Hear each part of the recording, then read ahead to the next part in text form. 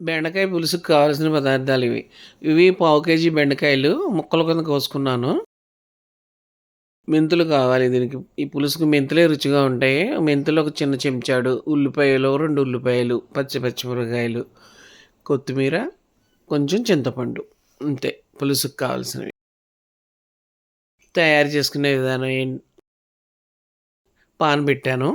ముందు మెంతులు వేసుకోవాలి. తర్వాత ఉల్లిపాయలు, పచ్చిమిర్చి వేసి తిప్పుకోవటమే.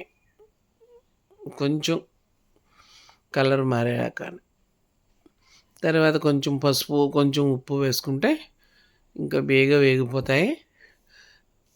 కలర్ కూడా బాగా బేగా వస్తుంది అన్నమాట. అటు ఇటు తిప్పుకోవటమే.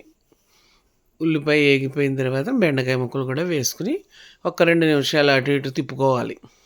అవి కూడా కొద్దిగా పచ్చివాసన పోయేలాగా బాగా తిప్పాలి. అది అలా తిప్పుకున్నాక ఒక చెంచా కారం, పచ్చిమిరపకాయలు ఎక్కువ వేసుకున్నాం కదా, ఒక చెంచా అయితే కారం సరిపోద్ది.